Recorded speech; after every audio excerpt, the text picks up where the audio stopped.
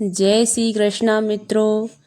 भगवान विष्णु के 10 अवतारों में से एक अवतार भगवान श्री कृष्ण का माना जाता है। भगवान श्री कृष्ण भगवान विष्णु के पूर्ण अवतार थे और धरती पर अधर्म का नाश करने के लिए अवतरित हुए थे।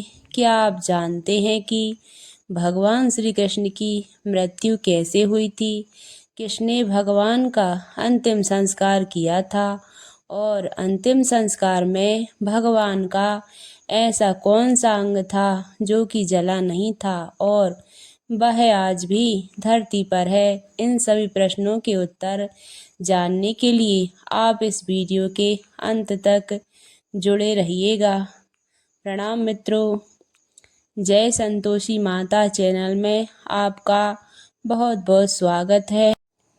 भगवान श्री कृष्ण जिन्होंने बिना हथियार उठाए महाभारत युद्ध के परिणाम को पांडवों के पाले में कर दिया था, जिन्होंने कुरुक्षेत्र भूमि में अर्जुन को भागवत गीता का उपदेश दिया था, कलयुग में जिसे पढ़ने मात्र से मनुष्य का उद्धार संभव है। महाभारत युद्ध में राजा धृतराष्ट्र और गांधारी दुर्योधन समेत 100 पुत्र लड़ते लड़ते मारे गए और कौरवों वंश का नाश हो गया था। युद्ध की समाप्ति के बाद गांधारी अपने 100 पुत्रों के शवों को देखकर विलाप करने लगी।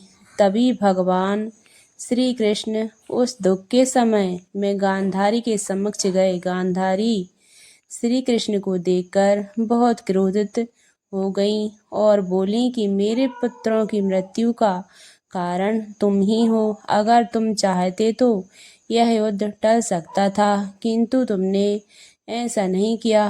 तुम्हारे इस कर्म को मैं कभी माफ नहीं करूंगी। और गांधारी ने श्री कृष्ण को श्राप दिया कि अगर मैंने भगवान विष्णु की मन से आराधना की है और अपना पति धर्म पूर्ण रूप से निभाया है, तो जैसे मेरे वंश का आपस में लड़कर नाश हुआ है, उसी प्रकार तुम्हारे वंश का नाश आपस में लड़ते लड़ते होगा और द्वारका नगरी तुम्हारे सामने समुद्र में डूब जाएगी। भगवान श्री कृष्ण जानते थे कि उनका अपने परम धाम जाने का समय बहुत नज़दीक है और वह गांधारी को प्रणाम कर द्वारका युद्धवंशियों की मति खराब कर दी।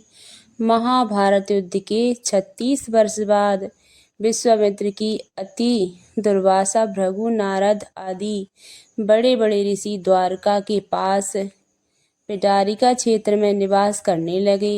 एक दिन कुछ उदंड यदुवंशी कुमार उनके पास खेल खेल में गए। शाम को गर्भवती रूप में कर ले गए और कहने लगे, ऋषिगण, आप सभी का ज्ञान अमोघ और अबाध है। इस पुत्र प्राप्ति की बहुत लालसा है। कृपया बताने का कष्ट करें कि इसके गर्भ में पुत्र है या कन्या। ऋषि गण महाज्ञानी थे और उन बालकों की मनसा जानकर क्रोधित होकर बोले, हे मूर्खों, तुम्हारे द्वारा किया गया ये कर्म माफ करने के योग्य नहीं है। शाम को जो तुम बनाव की गर्भवती स्त्री बनाकर लाए हो, अब इसकी गर्भ से एक ऐसा मूसल पैदा होगा जो तुम्हारे संपूर्ण कुल का नाश करेगा। मुनियों का श्राप सुनकर यदुवंशी कुमार डर गए और जैसे ही उन्होंने श्राप का पेट खोलकर देखा, उसमें सच में लोहे का मूसल था। यह देखकर सभी कुमार पछताने लगे और मूसल ले जाकर राजा उग्रसेन के समक्ष रख दिया और सारा वृतांत सुनाया। उनके चेहरे फीके पड़ गए थे और सभा में बैठे सभी जन यह सुनकर डर गए, क्योंकि वे जानते थे कि ब्राह्मणों के द्वारा दिया गया श्राप कभी खाली नहीं जाता। राजा उग्रसेन उस मूसल को चूरा करवाया और उस चूरे को बचे हुए टुकड़ों को समुद्र में फेंक दिया। लोहे के टुकड़ों को एक मछली खा गई और चूरा लहरों के साथ बहकर समुद्र किनारे आ गया और उसे बिना गांठ की घास उग गई। मछली पकड़ने वालों ने उस मछली को पकड़ लिया जिसके पेट में लोहे का टुकड़ा था। जरा नामक बहेलिए को जब वह लोहे का टुकड़ा मिला, उसे अपने तीर के आगे लगा दिया। उधर भगवान श्री कृष्ण ने यदुवंश के नाश करने हेतु उनकी बुद्धि हर ली और उन्होंने मेरक नामक मदिरा का सेवन कर लिया, जिससे उनकी बुद्धि भ्रष्ट हो गई और यह सब आपस में ही लड़ने लगे। लड़ाई कब युद्ध का रूप ले लिया पता ही नहीं चला। यदुवंशी एक दूसरे को मारने लगे और जब बाण समाप्त हो गए, धनुष और सभी अस्त्र शस्त्र टूट गए, तो उन्होंने रका नामक घास को उखाड़ना शुरू कर दिया।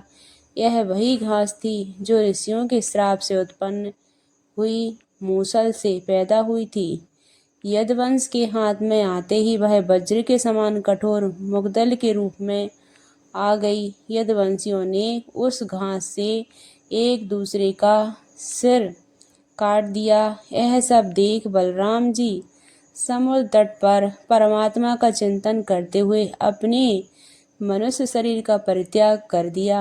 यदुवंशों का नाश और बलराम जी के परमात्मा में लीन होने का पश्चाताप भगवान श्री कृष्ण चतुर्भुज रूप में पीपल के पेड़ के नीचे बैठ गए। उस समय भगवान अपनी दाहिनी जांघ पर बायां पैर रखे थे। प्रभु के पैर का तलवा कमल के समान चमक रहा था। जरा नामक व्हेल ने उस चमक को हिरण की आग समझकर अपना बाण निकाला।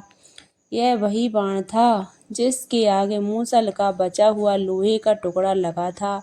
जरा ने बांध चला दिया और वह श्री कृष्ण के पैर में जा लगा। जब जरा ने देखा कि उसका तीर तो चतुर्भुज भगवान श्री कृष्ण के पैर में लगा है, तो वह विलाप करने लगा और भगवान को बोला, हे प्रभु, मैं बहुत बड़ा पापी हूँ। मैं निरपराध हिरण को मारने वाला था, कभी किसी की जान न ले पाऊँ। यह कहकर वह बहुत रोने लगा। भगवान श्री कृष्ण जरा से बोले कि हे जरा, तुम तनिक भी वियोग मत करो, इसमें तुम्हारा कोई दोष नहीं है। यह तो नियति थी। त्रेता युग में तुम बाली थे और मैं राम अवतार लिए हुए था। मैंने तुम्हें धोखे से बाण मारा था, इसीलिए इस जन्म में तुम्हारा बाण मुझे धोखे से लगा। प्रभु यह कहकर अपने लोक को प्रस्थान कर गए और श्री कृष्ण के प्रस्थान करते ही समुद्र ने द्वारका को पूर्णतः डुबो दिया। कुछ कथाएं ऐसी भी हैं जिनके अनुसार श्री कृष्ण का अंतिम संस्कार पांडवों के द्वारा किया गया था। हालांकि भागवत पुराण के अनुसार ऐसी कोई कथा नहीं। उन लौकिक कथाओं के अनुसार जब पांडवों के द्वारा श्री कृष्ण का अंतिम संस्कार हुआ, तब उनका सारा शरीर जल गया, पर उनका हृदय नहीं जला। तब पांडवों ने उनके हृदय को जल में प्रवाहित कर दिया। बाद में भगवान का हृदय राजा इंद्रियम को मिला। राजा इंद्रियम भगवान जगन्नाथ के परम भक्त थे, इसलिए उन्होंने वह हृदय भगवान जगन्नाथ की मूर्ति में स्थापित कर दिया था और माना जाता है कि आज भी भगवान जगन्नाथ की मूर्ति में वह हृदय स्थापित है। आशा करते हैं कि हमारी प्रस्तुति आपको अच्छी लगी हो। आपसे अनुरोध है, आप इस वीडियो को ज़्यादा से ज़्यादा लोगों तक पहुंचाने के लिए शेयर करें। धन्यवाद। राधे राधे।